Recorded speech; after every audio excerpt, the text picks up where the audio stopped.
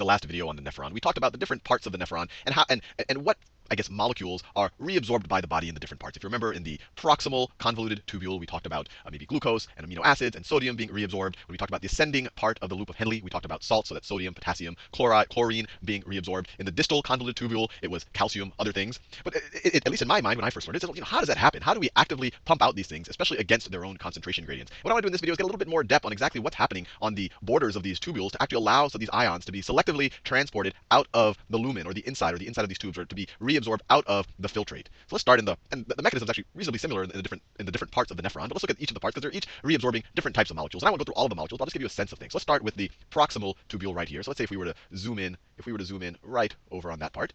So let me draw the inside of the nephron. The inside of the nephron maybe looks something like this. So this is the inside. This is where our filtrate is, right here. Actually, let me draw it a little bit different than that. So the inside, I'm going to draw it like this. I'm going to draw it like this because the proximal tubule has these little things that stick out, sometimes referred to as a brush border. Let me write that. So this inside right here, this is our lumen. That is the lumen. That is where the filtrate is. So the filtrate, the glomerular filtrate is coming in this direction. This is our filtrate. Our filtrate is, you can imagine, the inside of the nephron. And then the border of the tubule is made up by a bunch of cells. So maybe this is one cell right here. This is another cell right here. Let me make some cells. That's another cell. Obviously, this is a cross section. It would actually be more of a cylinder. It would go around like that. But this is to give an idea. That's another cell right there. And maybe this is their basal side right there. And when you say basal, you can imagine that's kind of the base of the cell. So let me actually, those are good words to know, fancy words. So the side of the cells that are facing the lumen, or kind of facing the inside of our tubule, this is called the apical side. Apical. And then this side is normally referred to as the basolateral side, or the basolateral, or this membrane. If you view this as a membrane, this would be the basolateral membrane. This is true regardless of what part of the nephron we're in, whether the proximal, whether in the loop of Henle, or whether in the distal part. What we have here, and on the other sides of these cells, we'll have our peritubular capillaries, and that's another fancy word. So our peritubular capillaries will look something like this. They're actually cells as well. Actually, instead of drawing the cells, I'll just draw it as kind of the tube of, I'll just draw it like this. They're porous. So this is actually blood flow right here. This is blood right here. This is blood right here. I'm not going to do too much detail on the actual cells of the capillary walls. I really want to give you the idea of how things are transported out of the lumen, how they're selectively reabsorbed. And so, and just get this, this is the peritubular capillary. And once again, fancy word, but peri means around, like perimeter. So it's around the tubes. These capillaries go around the tubes. If I were to overlay it on this picture, we have these capillaries that are going all around the tubes, so that when things get secreted or reabsorbed out of the nephrons, they're going into those capillaries. So this is our peritubular, this is our proximal convoluted membrane right here. We said, let's think about what happens with the glucose. So what happens is we actually have sodium-potassium pumps. Sodium-potassium pumps on the basolateral side of these cells. So this is sodium-potassium pumps. I'll just draw one right here. And you might want to watch the video on sodium-potassium pumps. I have a whole video on it. But the idea here is that sodium, maybe I'll draw as plus particles right there. They'll attach on the inside right here. ATP will come along. When ATP attaches to the right part of this protein, it'll change its shape, its conformation, and then the protein will essentially close on this side and open on that side, and then send. And then when it's in that conformation, the sodium doesn't want to bond as much to the protein, and it will go outside. It'll cross the basolateral membrane and eventually make its way into the blood. And then on the other side, it's a sodium-potassium pump. When it's in this kind of open configuration, I'll draw it over here. When it's in this open configuration, I have a whole video on this. It's at that point, potassium likes to bond to it. So potassium likes to bond to it. It bonds to it, maybe it bonds to it over here. This is a gross oversimplification. That causes the protein to change its conformation. It doesn't require ATP at that point, and it goes back to this conformation. And then the potassium doesn't want to bond anymore, and then it gets released because the protein is now a different shape. So the general idea: sodium bonds, ATP bonds. The ATP gets its phosphate popped off of it. That changes the shape of the protein to this. Now the sodium wants to get released, and now potassium wants to join. When potassium joins, we get to our original one. The end product of this is we're having sodium being pumped out of the cell, and we're having potassium being pumped into the cell. And this is active transport. This is active transport. Why is it active transport? Because we're using ATP to drive sodium against its concentration gradient, to keep pumping the sodium out of the cell. And then the potassium kind of comes in, you can almost imagine, passively. It doesn't require ATP. And that's why this is often called a sodium-potassium ATPase, which just means it's a protein or an enzyme that breaks ATP. But it breaks ATP, it uses that energy to change its shape to pump sodium out and potassium in. Well, anyway, this is all a review of what we learned in those videos. But how does that help us, for example, get glucose out of our lumen? Well, what we have over here is we have other proteins. I'll just do the example of glucose. Let's say we have a protein here.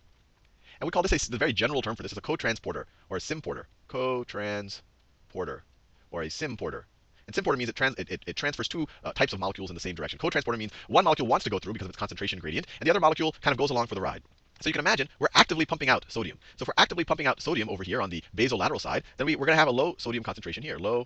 We're going to have a low sodium concentration there. The more we pump out, the lower this is, and eventually it's going to be lower than the sodium concentration in the lumen. So the sodium concentration gradient, if there was no membrane here, sodium would want to go across this to kind of make up for all of the lost sodiums over here. Sodium would want to cross that if there was no barrier. And what the cells here is take advantage of sodium wanting to move down its concentration gradient, which is happening because of this active transport over here, but it uses that energy of sodium going down its concentration gradient to actually also transport, in this case, maybe some glucose. So just if you have to visualize it, you can imagine a protein that's on this apical membrane right here. So let's say we have a big protein. Well, let me draw it something like this. So maybe it looks something like this. It's just to get some type of visualization. Maybe, you have more sodium on this side than you have on this side. So sodium is more likely to bond here. Maybe glucose will bond here. This is just a simplification. But when they bond, this protein is going to change its shape. It's going to change its shape to look something more like this when the two when they bond, and now the sodium is going to be here, and the glucose is going to be here. We're essentially on the inside of the cell now. And in this conformation, they don't want to bond as much to the amino acids or whatever else is in the protein, and then they get released. And when they get released, then the protein will change its shape back to this right here, and we can do the cycle over again. But this is all stipulated on the idea that there's more sodium over here to bump into this point to make this reaction happen. So sodium's going to go down its concentration gradient. It's taking glucose for the ride, and then so essentially glucose concentration will go up high here. And then if we make this porous to glucose, so glucose can go through, then glucose will eventually, if this gets high enough, it'll just go down its concentration gradient eventually into the blood. And the same exact process is happening, maybe not exactly with glucose, but throughout the entire nephron. If we go to the loop of Henle, if we go to the ascending part, right here, where we're trying to get the salts out of the picture, same idea. Same idea. Let me draw it. So let's say that right there is the lumen. This is a cell that makes up the wall of the lumen.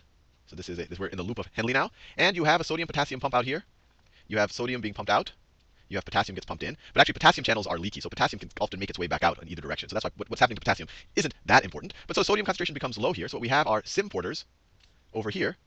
It's a symporter over here, just like we had with glucose. But in this case, sodium wants to enter, just as the case with glucose. But here we're trying to transport chlorine and potassium ions, so that's what we're going to join. That's what's going to take advantage of sodium's concentration gradient. We're going to have potassium, and we're going to have chlorine ions. And actually, this symporter right here is called the sodium, potassium, chlorine co-transporter, and it's the second variation that we actually get in the ascending loop of Henle. And so eventually you're going to end up with a lot of chlorine here, actually potassium from both directions. But as long as this is porous to chlorine, if this concentration gets high enough, the chlorine is going to make its way out and help make the medulla that much saltier along with the sodium.